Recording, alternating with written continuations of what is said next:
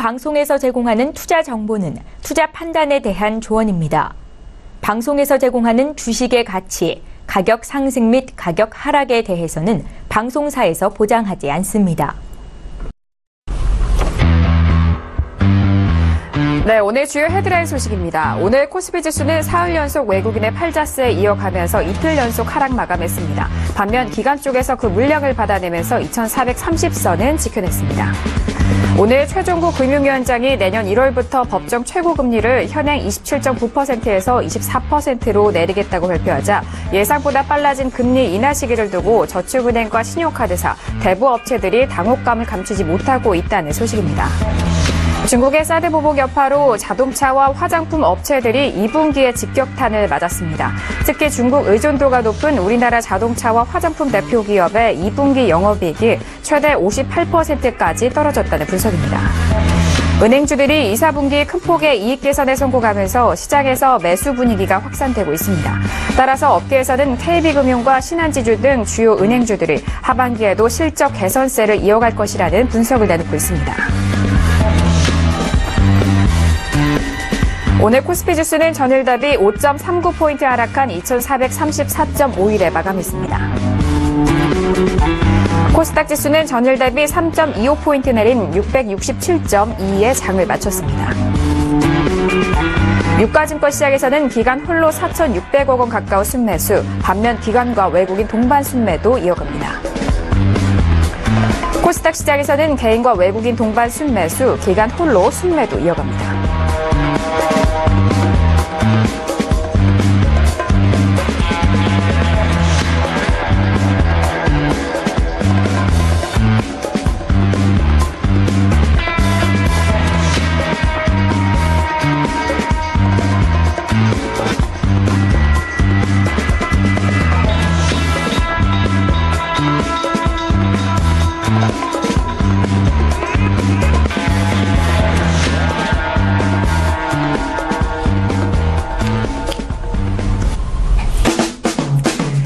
안녕하세요. 평택촌놈의 정석투자 MC 김은혜입니다. 자, 오늘은 수요일입니다. 수요일 저녁 오늘 하루 시장 어떻게 대응을 하셨나요? 자, 오늘도 저녁 9시부터 10시까지 1시간 동안 함께 하시면서 평택촌놈 정웅 대표님의 특별한 방송, 특별한 분석과 함께 해보시길 바라겠습니다.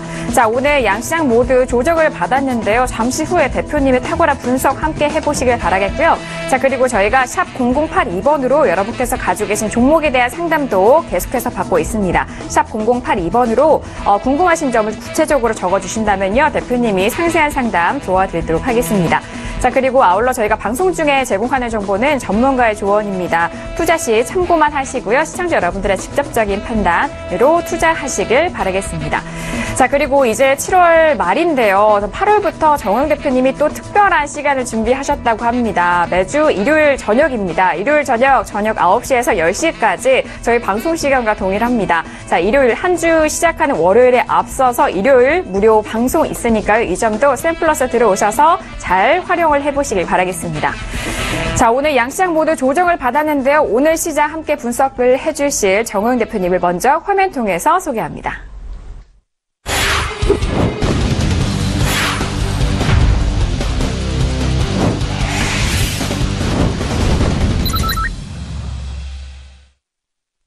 네, 오늘도 바로 인사 나눠볼게요. 대표님 어서 오세요. 네, 안녕하세요. 네, 반갑습니다. 오늘 목소리가 사뭇 다른데 좀 기기를 바꾸셔서 좀 달라 보이는 것 같기도 해요. 자, 대표님 오늘 양시장 조정을 받았고 특히나 전기전자업 쪽에서 큰 하락을 보였는데요. 오늘 시장 어떻게 보셨어요? 네, 이제 뭔가 큰 흐름이 좀 바뀌지 않나 이런 생각을 하게 됐습니다. 네, 알겠습니다. 자, 이 의미 있는 말이에요. 큰 뭔가 변화의 시작이 보인다라는 그런 말씀을 해주셨는데 오늘 시작 어떻게 정리해 주실지 참 궁금한데요. 지금부터 저희와 함께 해보시길 바라겠습니다. 자, 그렇다면 양시장 모두 앞서서 저희가 말씀을 드렸듯이 조정을 받았는데요. 오늘 시작은 대표님이 한 줄로 어떻게 정리를 해 주셨을까요? 오늘장 한마디 바로 화면 통해서 확인합니다. 네, 평택촌놈의 오늘장 한마디입니다. 삼성그룹주와 전기전자 대형주 동반 하락의 의미는? 이라고 꼽아주셨네요. 네, 오늘 삼성전자도 내렸고요. 전기전자 업종, 삼성전자를 비롯한 SK하이닉스를 비롯해서 전기전자 업종이 큰 하락을 보였습니다. 자, 이에 따라서 또 외국인 쪽에서 이들 업종을 중심으로 순매도를 이어가면서 우리 지수를 좀 하락으로 이끌었는데요. 자, 이 말에 대한 풀이를 대표님과 함께 도와드리도록 하겠습니다. 자, 대표님, 삼성그룹주와 전기전자 이 대형주 동반 하락에 대한 의미는 그러면 어떤 의미일까요? 네, 이번 지수 상승은 아주 좁게 본다 그러면 삼성전자 플러스 SK하이닉스 두 개의 모멘텀이 시장을 끌어준 겁니다. 그런데 놀랍게도 반도체와 전혀 관련이 없는 삼성그룹도 같이 오른 경향이 많았고요. 또 반도체하고 관련이 없는 전기전자의 대형주도 덩달아 올랐습니다. 그런데 오늘 삼성그룹주가 대체적으로 하락했고 최근에 추세가 좀 나쁩니다. 그리고 전기전자 대형주가 동반 하락했다. 이건 무슨 뜻이냐? 제가 볼 때는 여기서 뭔가 그 지수에 변화가 생긴다. 이렇게 저는 해석을 하고 있습니다. 특히 놀라운 것은 오늘 외국인들이 3천억 이상 순매도를 해줬었는데 이틀 연속 3천억 이상 순매도는 무려 8개월 만의 일입니다. 그러니까 지난해 11월에 한번 발생하고요. 무려 8개월 만에 처음 생긴 거예요. 자, 그럼 보세요. 원래 정상적으로 본다 그러면 삼성전자와 SK하이닉스 두 개만 상승해야지 이게 논리적으로 맞아요. 왜 그러냐면 반도체 호황에다 실적 좋은 거 인정하거든요. 근데 삼성전자하고 별로 상관도 없는 삼성그룹들 동반 상승했고요. 그 다음에 전기전자 대형주들 제가 볼 때는 어떻게 보면 곁다리로 상승한 거예요. 근데 이게 같이 무너졌고요. 특히 외국인들이 오늘 이틀 연속 3천억 이상 매도했다. 의미가 있죠. 자, 잠깐 화면을 보시겠습니다. 현재 화면은요. 이거는 코스피고요. 관심 종목 창을 보여드리겠습니다. 자, 이게 삼성그룹주입니다. 오늘 삼성 SDI, 삼성물산, 삼성생명, 삼성 SDS 전반적으로 다 하락했죠. 삼성전기. 웃기는 게 뭐냐면 삼성전자는 고작 0.32% 하락했는데 다른 것들이 더 빠졌어요. 포텐시아 같은 경우는 좀 제로 때문에 올라갔다고 보고요. 이번에는 전기전자 대형주 보여드리겠습니다. 자, 맨 위에 삼성전자 보이시죠? 그러면 하락한 종목들 보면 삼성 SDI, LG이노텍, 삼성전기 이런 식으로 쭉 특히 SK하이닉스가 많이 밀렸잖아요. 자, 제가 하고 싶은 얘기가 뭐냐면요. 바로 이거예요. 지수를 본다 그러면요. 지금 코스피 같은 경우가 3일 연속 2,450선 뚫었다가 이틀 연속 음봉이 나오면서 이제 하락 마감하셨는데 여기서 만약에 조정을 받는다면 제 판단은 일단 21선은 깰 거다 이렇게 생각이 들고요. 자, 그러면 시장 정리와 대응 전략은 차후에 말씀드리겠고 그러면 지금 가장 중요한 게 뭘까요? 앞으로 어떻게 대응해야 되느냐 이거잖아요. 자, 그걸 지금부터 설명드리겠습니다. 첫 번째로 이제 대응 전략 핵심 정보를 먼저 말씀드리겠습니다. 이거 굉장히 중요합니다. 왜냐하면은 현재 시장의 중심이 코스피 전기전자, 코스닥 반도체라는 건 이미 다 알고 있거든요. 모르지 않아요. 근데 이걸 어떻게 대응해야 되느냐 이런 고민이 있을 수밖에 없습니다. 그래서 어떻게 하느냐? 자, 코스피 전기전자는 더 이상 현재가에서 매수하지 마시고요. 이렇게 하세요. 확실한 조정 후에 1순위는 121선 이탈한 종목, 2순위는 61선 이탈한 종목. 현재 대부분의 전기전자 대형주가 상승 추세이기 때문에 거의 정배열 상태입니다. 그러니까 당연히 61선이 120선보다 위에 있거든요. 이게 만약에 반대 같으면 말이 안 돼요. 그래서 이렇게 하세요. 여러분들이 만약에 예를 들어서 이제 코스피 전기전자 대형주 잡고 싶다. 그런데 어떤 걸 잡을까 고민하다 보니까 하나는 120선 이탈했고 두 개는 61선 이탈했다. 그러면 120선 이탈한 걸 잡으라는 거예요. 왜? 가격 웨이트 훨씬 높기 때문에 그렇습니다. 그래서 일단 이게 기본이고요. 그럼 코스닥 반도체는 어떻게 하느냐? 첫 번째 적정 주가를 먼저 확인하세요. 적정 주가를 확인해서 당연히 저평가 종목이 우선이겠죠? 그건 뭐 상식입니다. 말할 것도 없습니다. 근데 어떻게 하느냐? 1순위 바닥형 예측 매매, 2순위 조정 후 확인 매매. 이게 무슨 말이냐? 아직 반등이 제대로 한번 나와보지 않은, 그러니까 사실상 계속 하락하고 있거나 아니면 횡보하고 있는 종목이 있을 경우에는 상당히 이거 저평가됐다? 그러면 그냥 우리가 예측 차원에서 들어가자는 거죠. 반대로 이 순위 뭐냐? 그러니까 이제 횡보라든가 하락을 끝내고 한번 반등 나와줬어요. 뭐 최소한 15, 많으면 20% 정도 반등 나왔습니다. 나왔다 살짝 조정받을 때 있잖아. 예, 그때 확인 매매로 들어가던가. 코치는 확실하게 결정을 하는 거죠. 어제 제가 예측 매매와 확인 매매에 대해서 간단 강의를 해드렸습니다. 어제 방송 내용 VOD 다시 보시면 나와 있거든요. 예측 매매라고 하는 것은 저평가된 거를 중기로 약간 리스크가 있지만 그냥 묻어두는 거고요. 확인 매매라고 하는 것은 뭐냐? 이거는 추세가 좀 먼저 뭔가 보일 때 그때 눌림목에서 들어가면서 단기로 짧게 보는 거예요. 그래서 확실하게 여러분께 다시 한번 말씀드리겠는데요. 이제부터 어떻게 하느냐. 코스피 전기전자는 확실하게 조정받은 다음에 1순위가 120선 이탈한 거, 2순위가 61선 이탈한 거, 이렇게 순서대로 고르면 돼요. 그 다음에 코스닥 반도체는 적정 주가를 확인한 다음에 당연히 저평가된 거를 잡아야 되는데 1순위는 뭐냐. 횡보하거나 계속 하락하는 거를 예측 매매로 들어가던가 아니면 확인 매매로 여러분들이 단기 매매하던가 둘 중에 하나 하라는 거죠. 예측 매매는 중기, 확인 매매는 단기 차원이라는 거 어제 방송 내용 다시 보시면 알 수가 있고요. 그 다음에 이제 대응 전략 핵심 교육입니다. 사실은 정보에 가까운데 왜 교육이라고 했냐면 이런 것도 알아야 된다 싶어서 제가 교육이라는 제목을 적었는데요. 매매 비율을 이렇게 하세요. 앞으로 코스피와 코스닥은 1대2 비율로 하시고요. 대형주와 중소형주는 역시 1대2 비율로 해주시기 바랍니다. 그리고 종목 구성은 이렇게 하시면 돼요. 우리가 현재 관점, 그러니까 현재 관점에서는 자동차가 제일 좋습니다. 코스피 자동차가 제일 좋아요. 왜냐하면 오늘도 보면 자동차 관련주들이 대부분 상승했습니다. 제가 최근에 계속 뭐라고 했죠?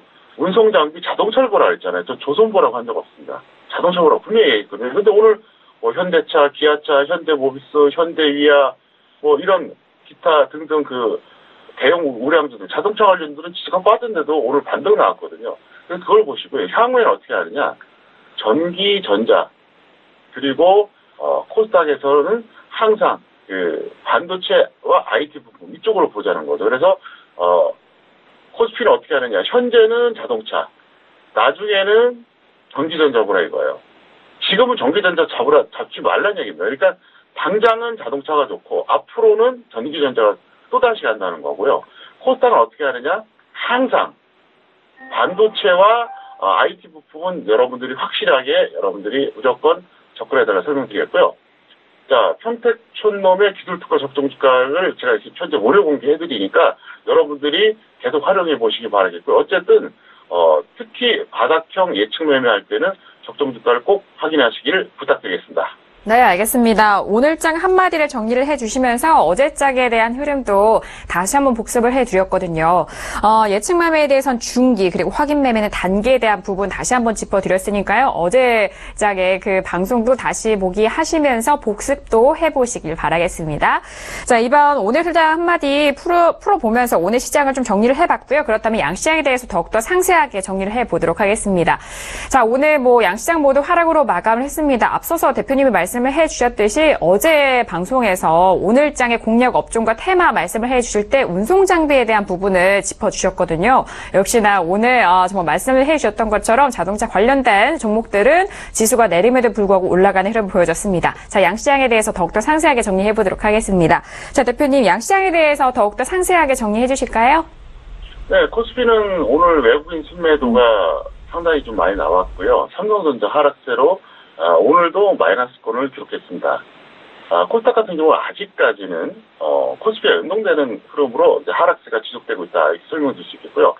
오늘은 플러스 5% 이상 상승 종목이 코스피 16종목, 코스닥 23종목에서 총 39종목이었어요. 어제는 불과 34종목이었죠. 약간의 차이지만 이게 중요한 겁니다. 어쨌든 지수가 더 빠졌는데도 종목 수는 늘어났잖아요. 이러면 된다는 거죠. 그리고 제가 최근에 말씀드렸었죠. 기준이 뭐라고요?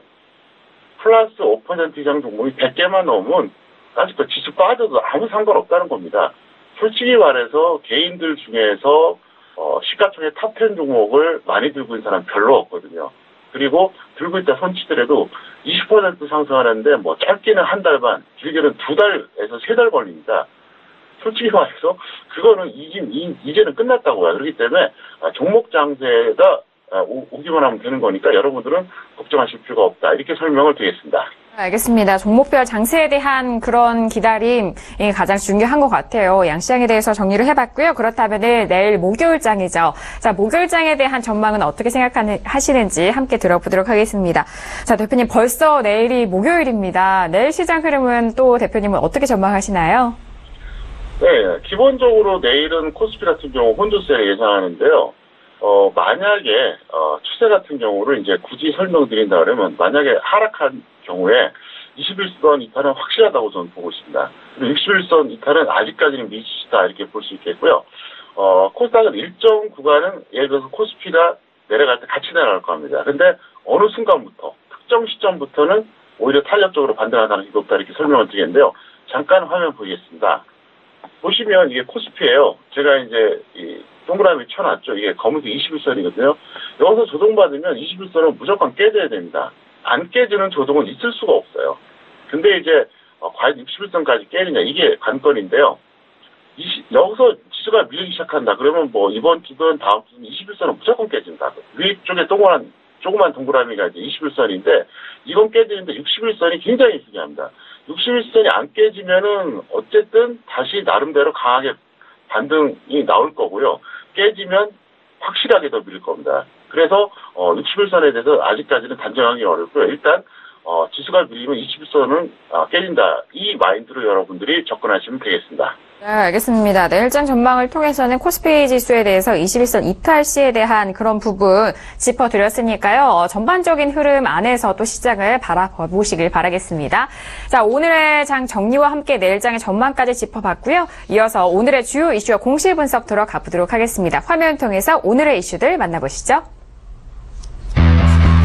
네, 오늘의 종목 이슈와 공시 분석 사항입니다. 먼저 첫 번째 종목은요, Q캐피탈이 올라왔습니다. SK증권 인수 무산 소식에 급락했다라는 소식이 들려왔네요. 자, 다음 이슈는요, 이즈미디어가 올라왔습니다. 상장 첫날 공모가를 상회하면서 급등하는 흐름을 보여줬다라는 이슈입니다. 자, 다음 이슈는요, 삼성 STS가 올라왔네요. CLSA 증권사의 매도 의견에 급락했다라는 흐름을 보여줬습니다.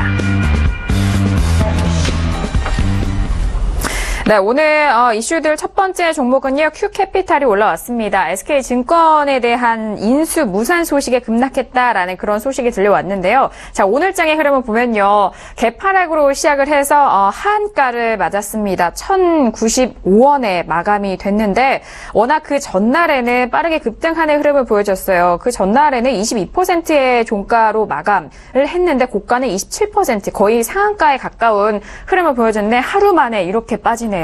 자, 대표님, Q캐피탈 같은 경우에는 어제장과 오늘장의 변동성이 상당히 큰데요. 어떻게 보시나요?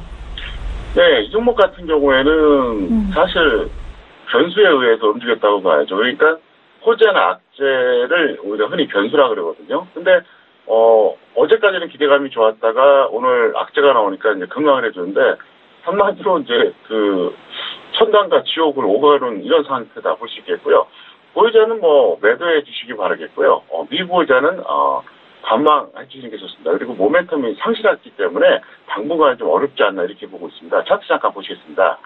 보시면 현재 차트상으로 어제 윗꼬리가 달리긴 했지만 상당히 높게 올라갔어요. 그리고 오늘은 정반대였죠. 제가 볼 때 이 종목은 당분간 시세 분출은 좀 어렵지 않나 싶고요. 어제 그 고점에서 추격하신 분들은 아마 그런 생각으로 따라잡았을 겁니다. 그래, 하루만 더 가라. 아니면 호재 나오면은 한번 급등하지 않을까? 이런 생각으로 따라잡았겠죠. 아마도 개인 투자자들, 특히 전업 투자자들 많이 베팅했을 겁니다. 근데 결과를 따라서 그렇게 하시면 안 됩니다. 이런 종목은 단타로 끝내거나 들어가도 조금만 들어가시기 바라겠고요. 어쨌든 이 종목 들어가신 분들에게는 참 위로의 말씀을 드리고 싶고요. 당분간은 좀 어렵지 않나 이렇게 보고 있습니다.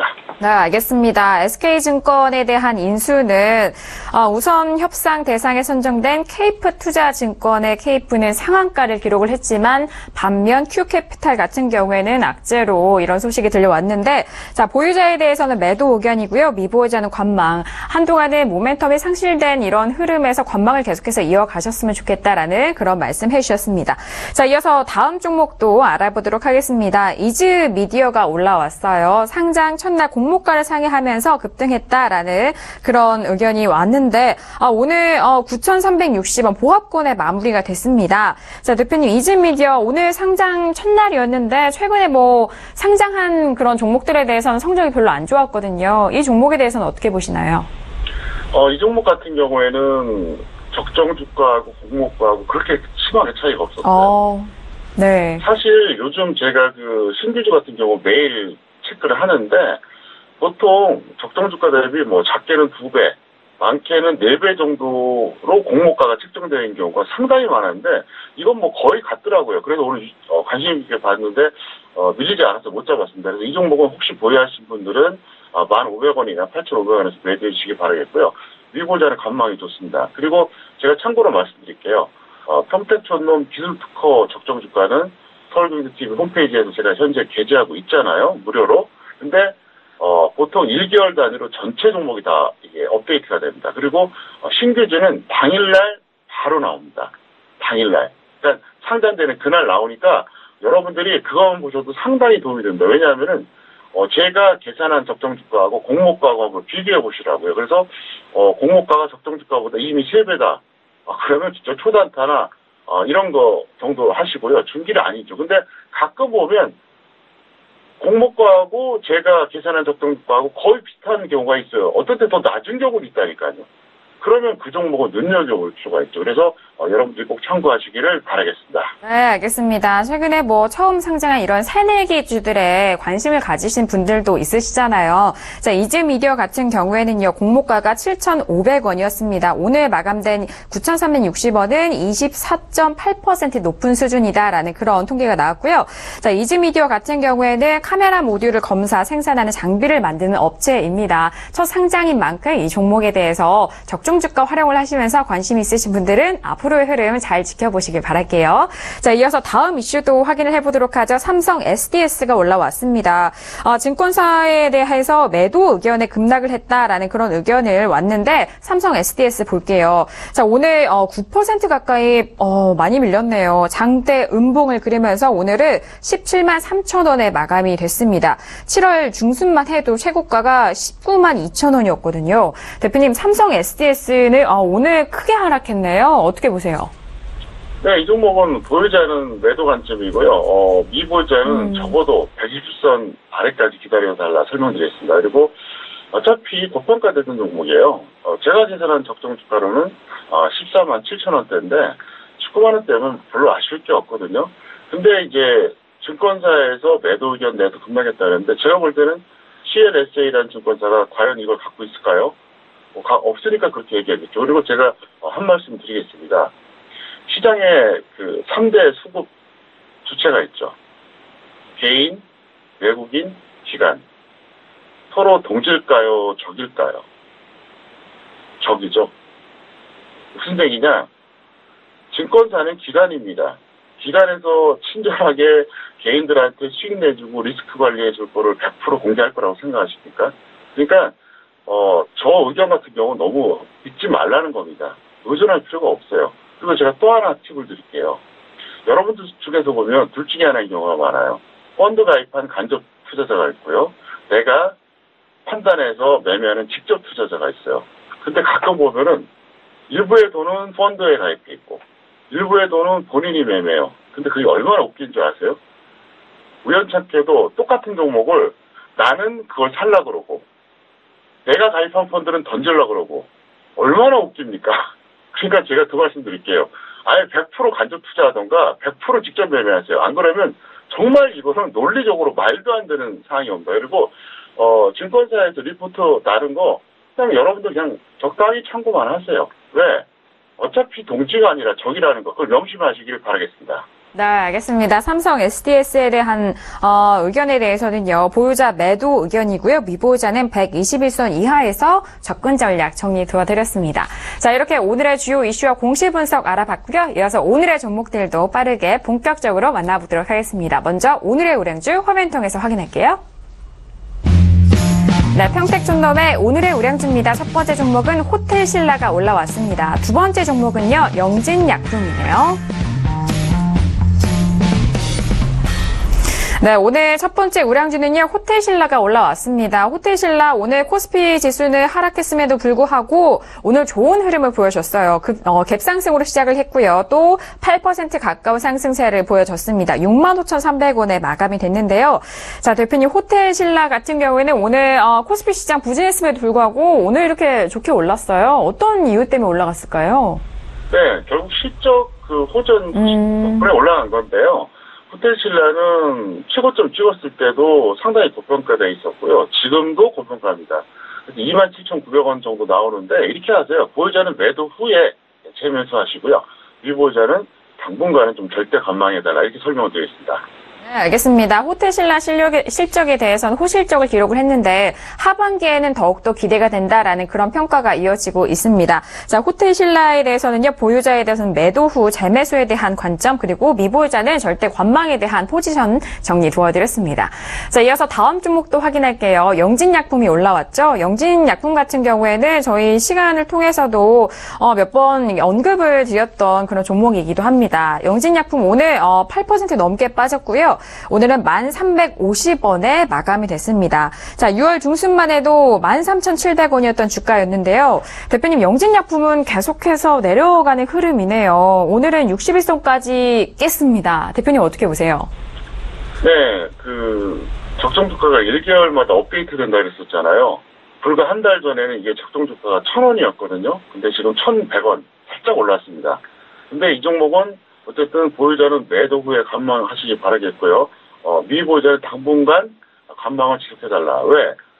적정주가 1,100원짜리예요. 아직도 거의 한 10배 된다고 봐야죠. 그리고 이 종목은 제가 12,000원, 13,000원 그 구간에서 계속 매도하라고 그랬습니다. 개인들 같은 경우에야 솔직히 말해서 차트나 볼 줄 알지 적정주가 계산 전혀 못하거든요. 기득투자 5년 수준 갖고도 안 되고요. 10년 넘은 사람들도 적정주가 계산 못합니다.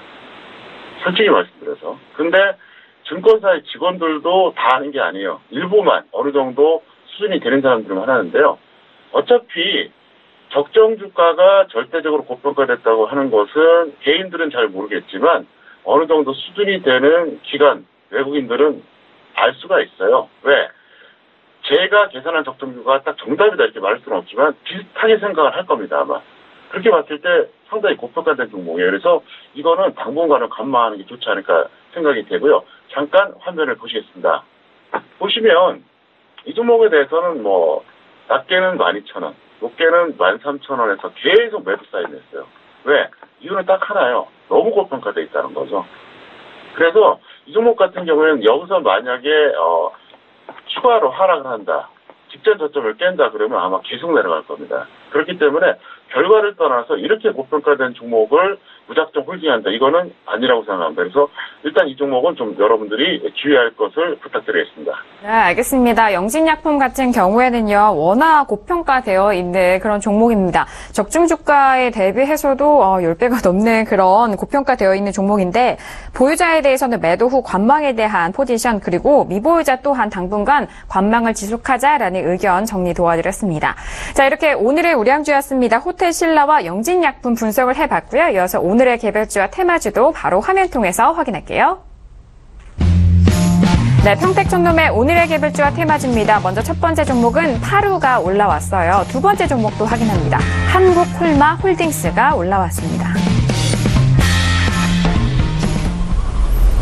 네, 오늘의 개별주와 테마주입니다. 첫 번째 종목은 파루가 올라왔는데요. 파루는 오늘 이전과의 흐름은 좀 다르게 또 상한가를 기록한 종목입니다. 자, 오늘 상한가 기록을 하면서 4,465원에 마무리가 됐는데요.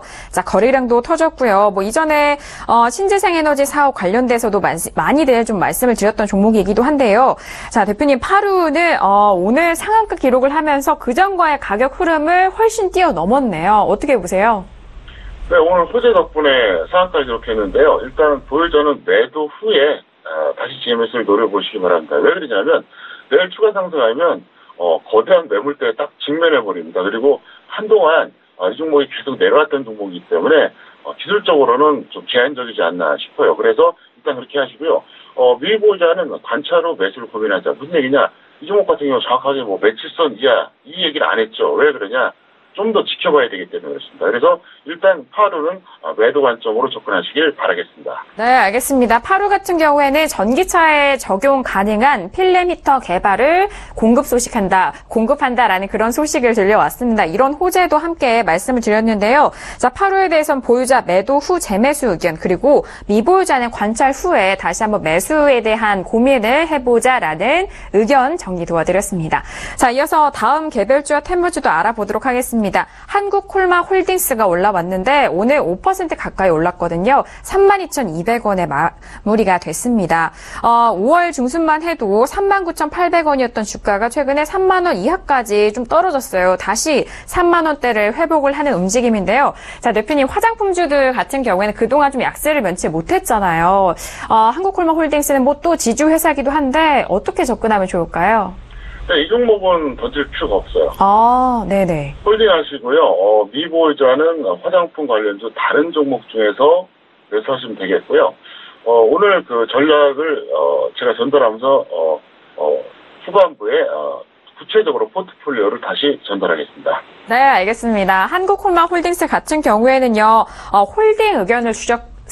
지금 뭐 던질 필요는 없다. 홀딩 의견 주셨고 보유하시라라는 의견이고요. 미보유자에 대해서는요, 화장품 관련 다른 종목에 대해서 매수를 해보시길 바라겠습니다. 자, 이 부분에 대해서는 평택촌놈 적정주가 활용을 하셔서 화장품 관련된 종목들 검색을 하셔서 잘 추려보시길 바라겠습니다.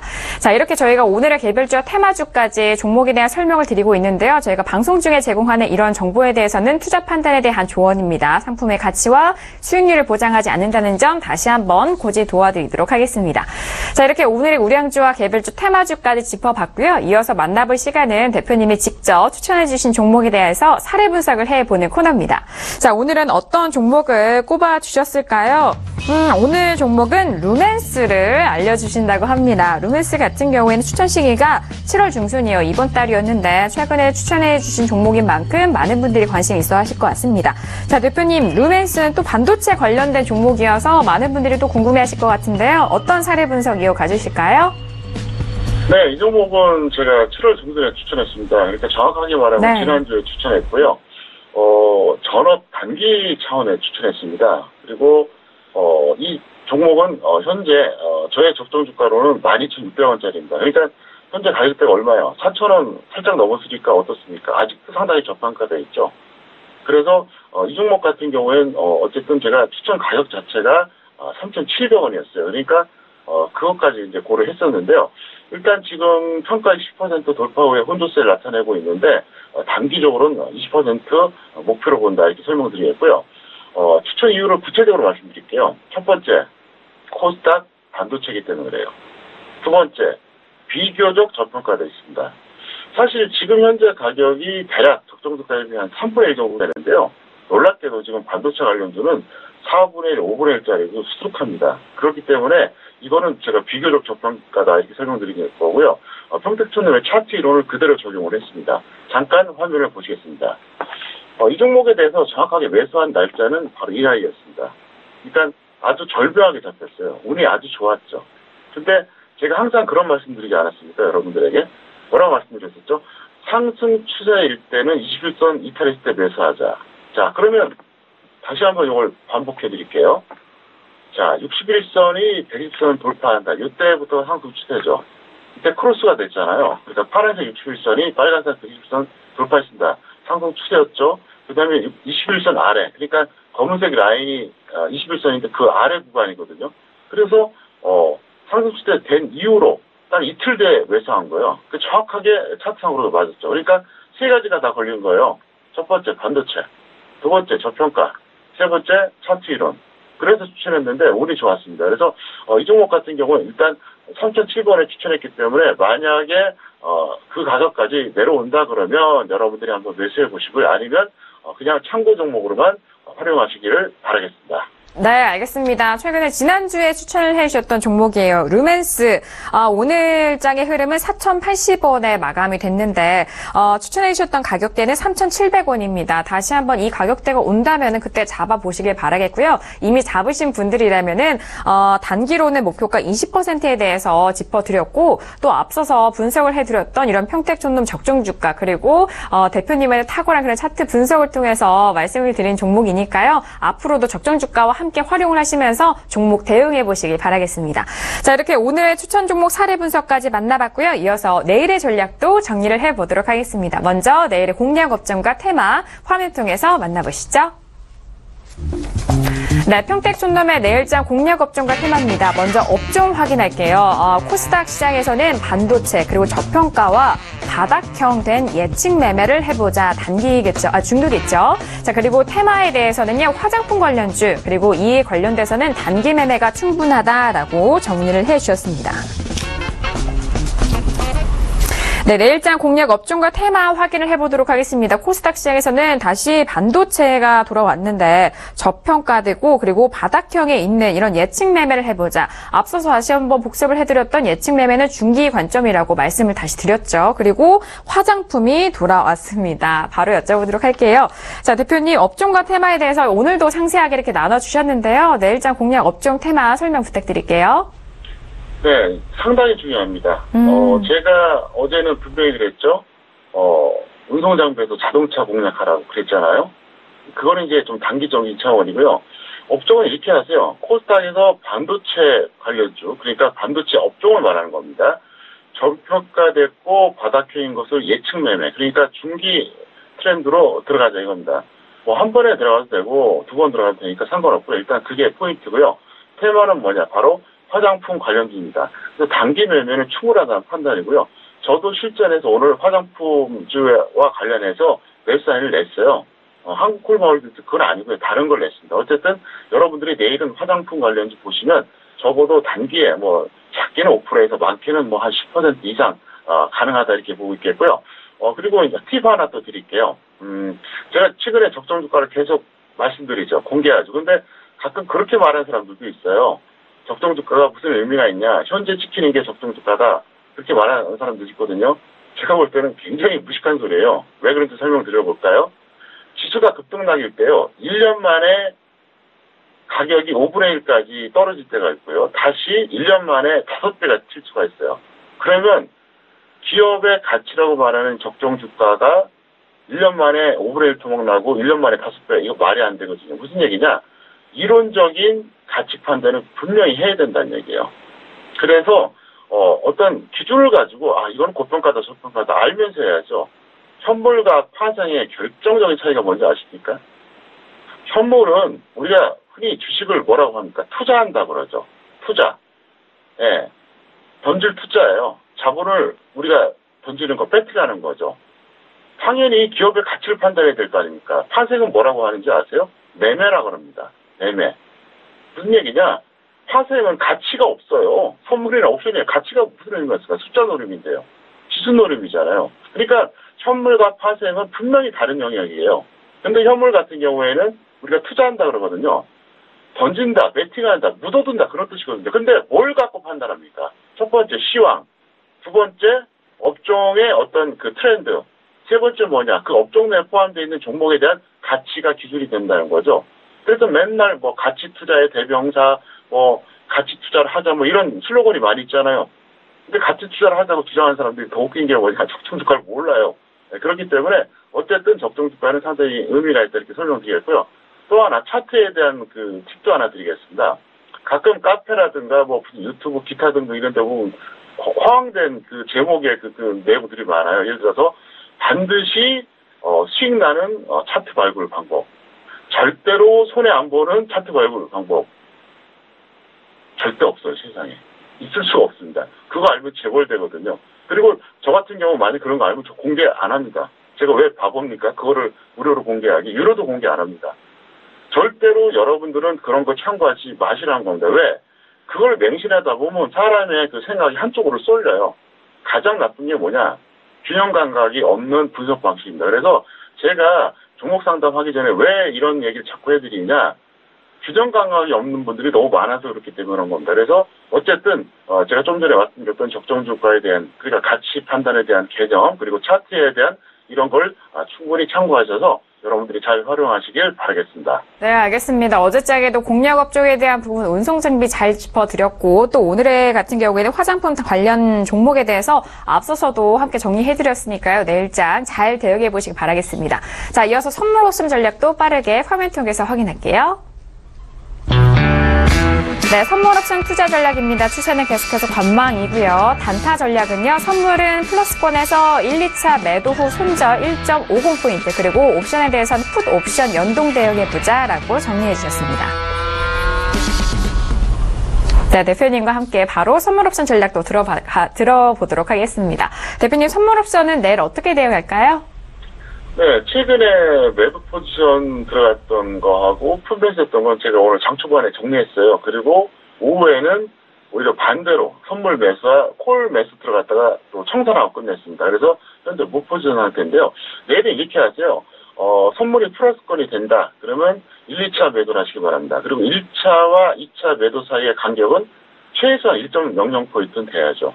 최소한 1.00. 만약에 1차와 2차가 차이가 1.00 정도 되면 딱 1대1 비율이 맞고요. 만약에 1.5 정도 더 높게 2차 매도한다. 그러면 1대2 비율로 여러분들이 계약수를 조정하면 될 것 같고요. 거기에 맞게 여러분들이 풋옵션 대응하시면 되겠고요. 어쨌든 1, 2차 매도 후에 평균가 기준으로 1.50 정도 손절하시면 되고요. 그게 아니면 어떻게 한다? 홀딩하면 될 것 같아요. 왜? 제가 좀 전에 그랬잖아요. 만약에 코스피 조정받으면 21선 깨질 거는 거의 확실하다. 조정을 안 받으면 몰라도 받으면 분명히 깨진다. 그러면 그때까지의 어떤 편차가 있기 때문에 내일은 만약에 여러분들이 매도를 하셨어요. 근데 지수가 내려가요.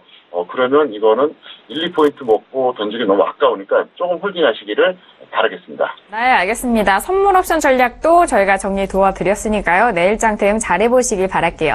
자, 이어서 대표님이 직접 상담을 해드리는 코너죠. 평촌하게 물어봐 시간 이어갑니다.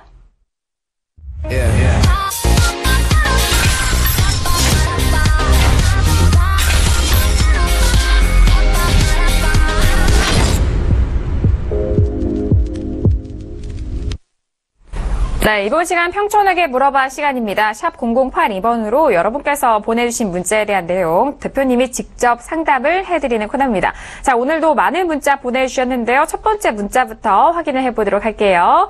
자, 오늘 첫 번째 시청자분은요. 7795님이 보내신 문자입니다. 삼성전자를 255만 4천 원에 비중 10% 샀어요. 너무 고점에서 사서 걱정이네요. 분석 좀 해주세요. 라고 문자를 보내주셨습니다.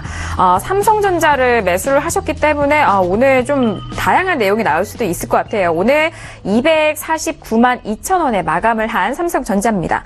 대표님, 삼성전자를 200만 원이 넘었는데 250만 원이 넘는 가격에 매수를 하셨어요. 어떻게 분석하세요? 네, 현재 기준의 적정 주가는 245만 원 정도 되고요. 이분 같은 경우에는 아마 그냥 가볍게 10% 정도 베팅해서 뭐 크게 욕심은 없으셨던 것 같아요. 근데 전략을 짜드리면 보유자는 본전 또는 손절 10% 해달라 설명드리겠고요. 일부전 이제 무조건 관망입니다. 근데 본전이 올 수도 있어요. 그러니까 너무 걱정하지 마시고 만약에 이제 10% 손절이 된다 그러면 매도하시길 바라겠습니다. 잠깐 화면 보시겠습니다. 255만 4천 원. 정말 죄송한 표현이지만 역사상 최고가 부분에서 매수하신 겁니다. 딱딱하면. 여기서 다시 저 가격을 돌파 못하면 삼성전자가 상장된 게 수십 년 되거든요. 근데 그 역대 최고가에 거의 매수하신 건데 이런 경험하시기도 쉽지 않습니다. 저는 이 종목에 대해서 이제 한 말씀 드리고 싶은 게 뭐냐면요. 갈 수도 있어요. 근데 과정이 안 좋다는 거죠. 제가 정석 투자에 대해서 뭐라 그랬죠?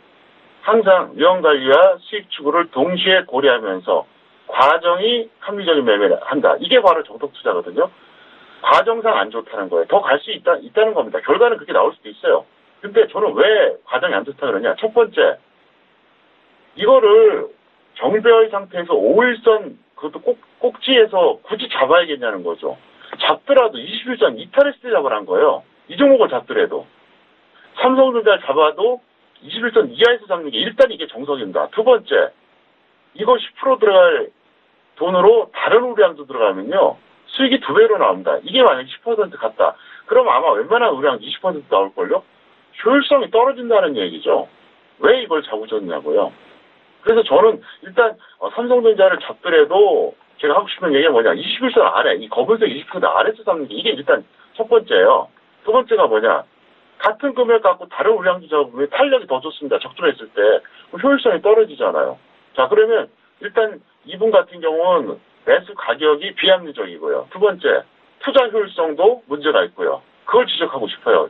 그러니까 이 종목에 수익이 나고 손실이 나고 이건 중요한 게 아닙니다. 그걸 여러분들이 꼭 참고하시기 바라겠고요. 어쨌든 전략대로 해주시기를 바라겠습니다. 네, 알겠습니다. 아쉽게도 삼성전자는 좀 최고점에서 매수를 하신 것 같아요. 비중은 10%여서 그 비중 안에서 대응할 수 있는 방법을 말씀을 해주셨는데 보유자에 대해서는 본전 또는 손절 10% 의견 말씀해 주셨고 미보유자는 관망에 대한 포지션 정리 도와드렸습니다. 자, 이어서 다음 종목도 확인을 해보도록 하겠습니다. 다음 시청자분은요. 4477님이 보내신 문자예요. 진성 TEC를 매수가 7,300원에 비중 20%인데 대응 방법 부탁드립니다. 라고 문자를 주셨습니다. 자, 진성 TEC는요, 오늘 2% 넘게 내렸음에도 불구하고 시청자님 매수가보다는 높습니다. 9,710원에 마감을 했어요. 현재도 수익권에 계신 분인데 이 다음 대응이 궁금하신가 보죠. 대표님, 진성 TEC는요, 지금 매수가가 괜찮은 것 같아요. 제가 그 차트 볼 때 어떻게 보세요? 네, 이분은 매수 시점도 좋았고요. 그리고 또 평가이기구에서 길게 설명할 게 없습니다. 특별하게 지적할 게 없고요. 어쨌든 8월에는 제가 종목 상담을 많이 강화를 시켜드릴 겁니다. 그러면서 사실상 이게 상담인지 교육인지 모를 정도로 아주 중요한 얘기 많이 해드리겠는데요. 이분은 제가 길게 설명드릴 필요 없을 것 같아요. 어떻게 하느냐. 20% 수익 매도하거나 50% 수익 매도하거나 둘 중에 하나만 결정하시면 될 것 같습니다. 네, 알겠습니다. 지금 매수 시기도 좋았다라는 그런 말씀도 해주셨고 수익은 20% 또는 50%에 대한 부분 목표가 설정 도와드렸고요. 그리고 미보유자는 관망에 대한 의견까지 정리 도와드렸습니다. 자, 그리고 8월부터는 대표님이 이런 상담 코너에 대한 비중을 조금 더 높여주신다고 하니까요. 문자 많이 보내주시길 바랄게요. 자, 이어서 다음 문자도 확인합니다. 다음 문자는요. 2697님이 보내주신 문자예요. JMT를 매수하셨다고 하는데 매수가는 2,850원에 비중은 40% 실으셨습니다. 앞으로의 대응 전략 부탁합니다. 라고 문자를 보내주셨습니다. 자, JMT는요, 오늘 5% 가까이 빠졌는데 4,840원입니다. JMT는 그러면은, 꽤 수익이 좀 많이 난 부분이거든요. 자, 대표님, 아쉽게도 7월 말만, 25일만 해도 5,000원대가 넘었어요. 근데 지금 소폭 좀 하락을 했지만 그래도 수익은 잘 내고 계신 것 같은데 어떻게 보세요? 일단 축하드리고요. 이분 같은 경우에는 워낙 매수를 잘 하셨어요. 그리고 적정 주가는 여전히 저평가입니다. 근데 지금 던지기엔 좀 아쉽죠. 왜냐하면 어제 고점 대비 좀 밀렸잖아요. 그래서 이분은 차트 잠깐 보시겠습니다. 2,850원이면 대략 한 이 정도 가격입니다. 상당히 잘 잡았죠. 하여간 기가 막히게 잡으신 거예요. 여러 가지 관점에서 일단 축하드리겠고요. 그리고 이제 왜 이걸 제가 50% 또는 100% 매도하라고 했냐면 어제 고점보다 지금 많이 내려갔거든요. 그러니까 지금 던지기 좀 아깝죠. 평가익이 든든한데 50%가 확실하게 넘는데 이걸 굳이 여기서 던지라고 하는 것도 역시 저는 비효율적이라고 생각합니다. 그래서 만약에 매수가 대비 50% 정도로 수익이 줄면 그냥 던지세요. 왜냐하면 더 빠질 수도 있으니까. 근데 그게 아니면은 어차피 좀 기다려봤다 100%까지 한번 노려보자 설명드리겠고요. 제가 이제 서울경제TV 복귀해서 상담하면서 목표 수익 100% 조언한 건 오늘 처음인 것 같습니다. 어쨌든 기분이 좋고요. 앞으로도 잘하시길 바라겠습니다. 네, 알겠습니다. 기분 좋은 상담이었어요. 7월 25일 날에는 5,600원이어서 아쉽게 거의 100% 가까운 그런 수익권이었는데 하지만 지금 떨어지는 부분이잖아요. 떨어질 때 50% 근처까지 좀 하락을 한다면 그 부분에서 매도에 대한 의견이고요. 그렇지 않고 올라간다면은 다시 한번 100%에 대한 목표가 설정 도와드렸습니다. 자, 이어서 다음 문자도 빠르게 확인할게요. 다음 시청자번은요. 1771님이 보내주신 문자입니다. 에이프로젠 제약을 4,000원에 비중 80%를 실으셨습니다. 비중이 많죠. 보유한 지 4개월 이상 됐는데 점점 주가가 떨어져서 걱정입니다. 라고 문자를 보내주셨습니다.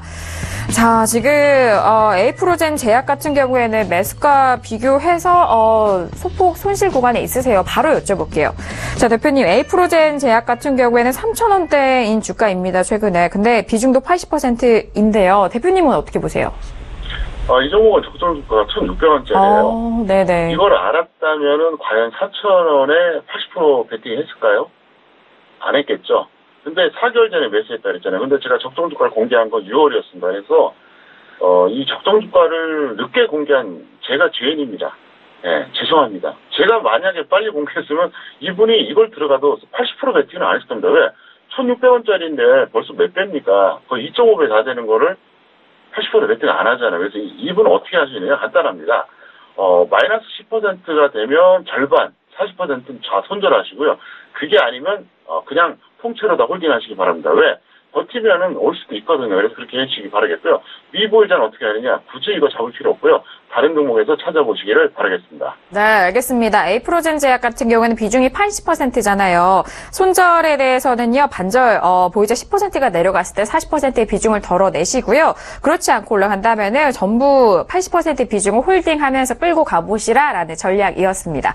자, 오늘 평촌에게 물어봐 시간은 여기까지 마무리를 해보도록 하겠습니다. 대표님도 오늘 1시간 동안 정말 알차게 여러분들 찾아갔는데요. 대표님과도 여기서 인사 나누도록 하겠습니다. 대표님 오늘 말씀도 감사합니다. 네, 감사합니다.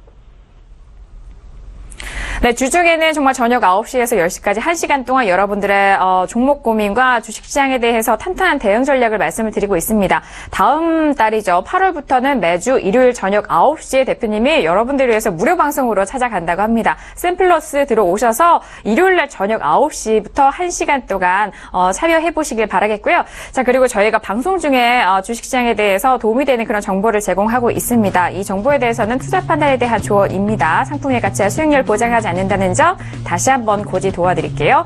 저희 내일 이 시간에 다시 찾아오도록 하겠습니다. 1시간 동안 함께해 주신 여러분 오늘도 고맙습니다.